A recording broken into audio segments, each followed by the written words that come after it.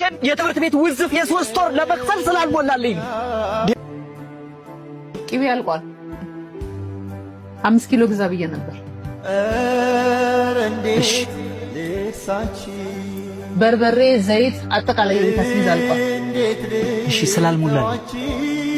ስላልሞላልኝ ነው ትላለህ እንዴ? ምንድነው ስላልሞላልኝ? ስላልሞላልኝ ነው አልኩሽ አይደል እንዴ? ሙሉ ግቢ መከራየው የቤት ኪራይ 50 ሺህ ብር ለመክፈል ስላልሞላልኝ ነው እንዴ? ይሄንን እንኳን ሳታሟላ ትዳር ላይ መንጠልጠል አልነበረብህም። ምን ነው እንዴ? የልጆችን የትምህርት ቤት ውዝፍ የሶስት ወር ለመክፈል ስላልሞላልኝ ነው። ሌላው ቀርቶ በዱቤ የወሰድሽውን የሁማን ሄርና የመዋቢያ ኮስሞቲክሶች 45 ሺህ ብር ለመክፈል ስላልሞላልኝ ነው። ምን ነው እንዴ? አይ ሰው አይደለሽ እንዴ? ሰው አይደለሽም እንዴ? ያልከኝ አሁኑኑ ፍቺ እፈልጋለሁ። አሁኑኑ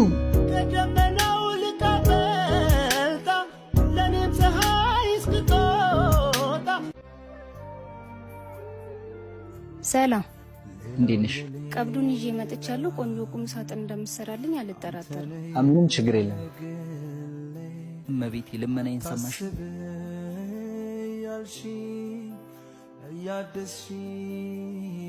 ጨረስክልኝ እንዴ?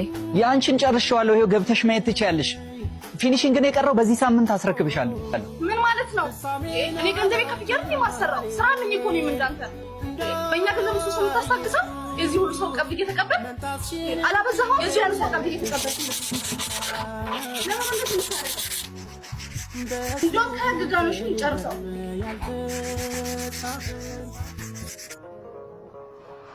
ሄሎ ሄሎ፣ ጤና ይስጥልኝ። ጤና ይስጥልኝ። ከትምህርት ቤት ነበር የምደውለው።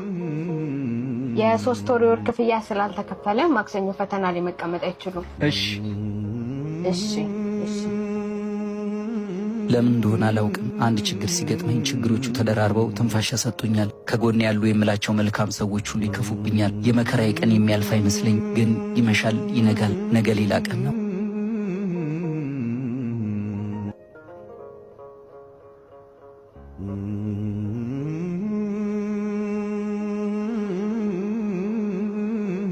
አዝናነው ዶዲ፣ በአሁን ሰዓት ይሄንን ባልል ደስ ይለኝ ነበረ።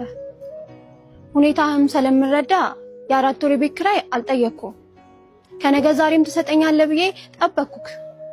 አሁን ግን የቤት ኪራዩን ትቼ እልካለሁ። ከነገ ጀምሮ ቤቴ ለቀ እንድትወጣ እቃህን አሁን መሰብሰብ ጀምር። በአንተ ምክንያት ማንም ሰው መጥቶ እንዲጮህብኝ አልፈልግም።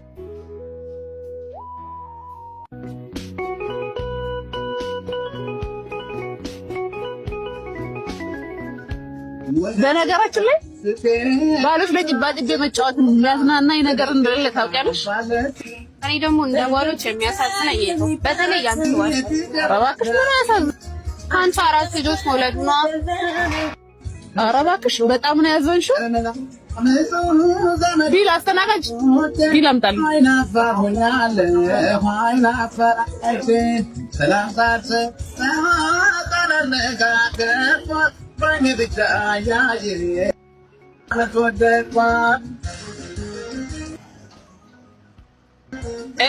ሄሎ 4,000 ብር አስገባልኝ።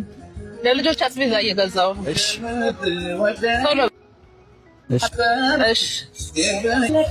ልጆችን ግን ትወዳቸዋለሽ? እኔ እናቱ ላይፍ ማሳለፍ ነው የምፈልገው። ልጆች ምናምን ኮተት አልፈልግም። ታዲያ ለምን ነው ለቻቻ? አይገርምሽም? ወራሽ መስሎኝ ሀብታም ቤት ሳገኘው ልጃቸው ነበር የመሰለኝ። ለካ እንጀሬ በካርቶን ተጠቅልሎ መንገድ ዳር ተጥሎ ነው ያገኙት። ስለባለ ሀብት ወስደው አሳደጉት። ድንገት እሳቸው ሲሞቱ ወንድሞቹ ወራሽ አይደለህም ብለው በዜሮ አስወጡት። ወይ ሲያሳዝን! ምን ያሳዝናል? ይሄ ወብ ዘራሽ። በእናትሽ ተነሽ እንሂድ።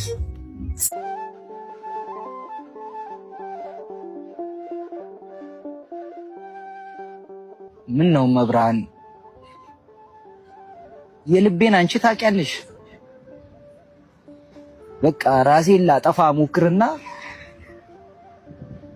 ከኔ ውጪ ምንም ዘመድ የሌላቸው ልጆች ያሳዝኑኛል። እልዬ ኔ አንበሳ፣ እንዴት ናችሁ? ደህና እማዬስ? እንጃ ጠዋት ነው ወጣችሁ። ምግብስ አልሰራችላችሁ?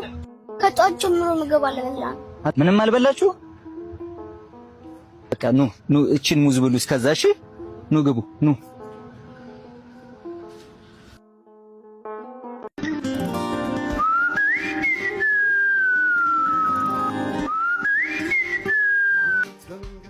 ስልክ ልቀበላት እንዴ?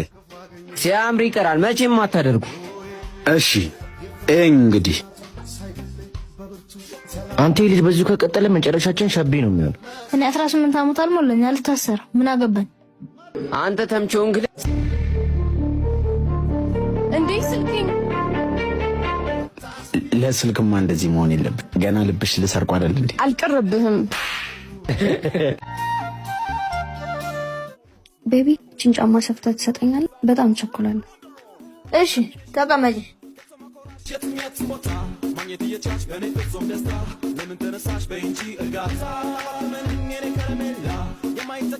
ጨርሻለሁ። 20 ብር ቆጥረብሃል። በቃ ሌላ ቀልስት ከቻለሽ ደንበኛችን የልዩ አገልግሎት አልጀመርንም እና ስንጀምር እናሳውቀዋለን። አሁን ብሬን እስቲ። አረ ደንበኛችን ይሄንን የገማ ጫማ ሽታ ተቋቁሜ ብጠርግ አልከፍልም ይላሉ እንዴ? ምን አባን ያልከው? ና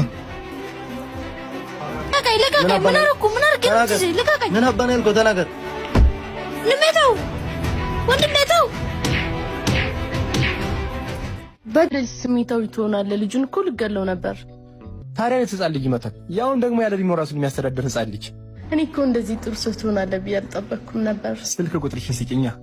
ምናልባት የወደፊት ባልሽ ልሆን እችላለሁ። እድለኛ ከሆንሽ። አዝግ ነገር ነው። እሱን ታውቃለህ አይደል? አላውቅም። እሺ አሁን እየሄድን ነው። እሺ ወይኔ ግሬን። ምን ነው በጣም ተጎዳሽ እንዴ? ትንሽ ማማለው እንዴ? ምንድነው? ልይዝሽ ነው።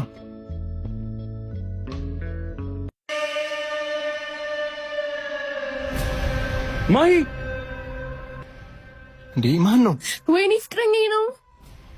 ፍቅረኛዬ ማለቴ ከሱ ጋር እንደውም በጣም ነው የሚያስጨንቀኝ።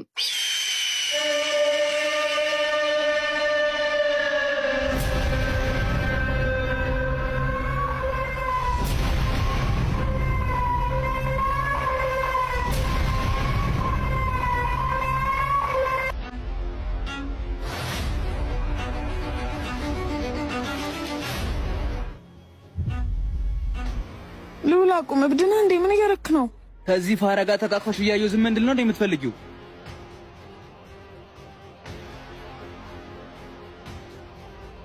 እዚህ ጋር ቻለው አላልክም እንዴ? ነበር ያየኋቸው። ከዛ ወዴት እንደሄዱ ፈጣሪ ወቁ። ሰማኝ ሉል፣ በመካከላችን ምንም አልነበረም። እዚህ በኋላም አይኖርም። አጠገቤ እንዳትደርስ። ስለት መያዝ የወንድነት ምልክት ሳይሆን የፍርሃት ምልክት። ሴት ልጅ ማስገደድ ደግሞ ወንድነት አይደል።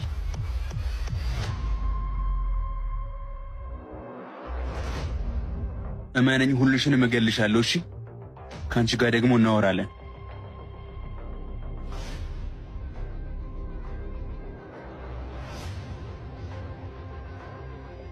በጣም አዝናለሁ። በእኔ ምክንያት አደጋ ላይ ወደክ።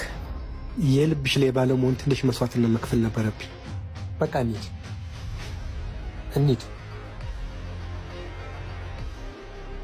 ወይ ወገን፣ በስልክ መንጠቅ ጀምረን በቢላ እንጨርሰው። ሄሎ ሶሪ ጀለጀሌ ትፓረሰማሄ እና በቃ እንደዚህ እንደ ቀልምቷቸው ነው ማለት ነው። ፈጠራቸውን እንዲጠሉ አድርጌ ካላሰቃየዋቸው እኔ ግን ታውቂያለሽ፣ እኔ ከአንቺ ጋር እንደዚህ ሆናለሁ ብዬ አስቤ አላውቅም ነበር። አንተ ተዛስብ ጠባብ አይምሮ ያለ ነበር የሚመስለኝ፣ ግን ልብ በጣም ሰፊ ነው። አመሰግናለሁ። እና እዚህ ልብ ውስጥ ለመግባት አላሰብሽም?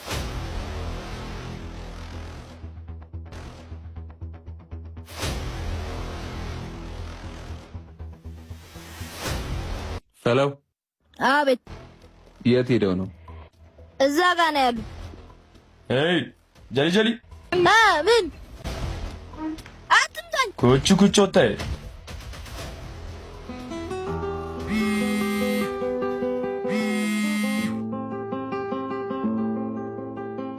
ሃሎ ያለበትን ንገረን ብለው እኮ ትንሽ ማቱ ናቸው። ዳኒ ብሩክ ዛሬ ይሄ ነገር ማለቅ አለበት።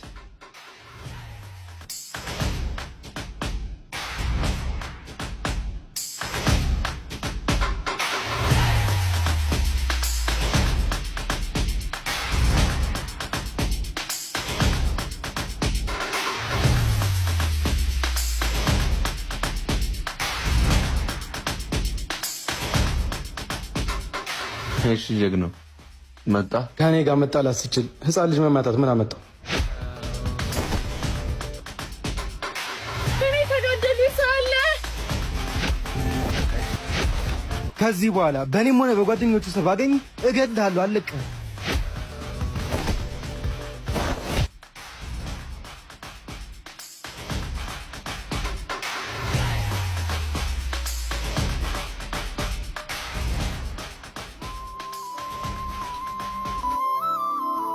ህይወት ከዚህ በፊት ብዙ አስከፍታኛለች፣ ግን ዛሬ ፈገግ እያልኩ እኖራለሁ።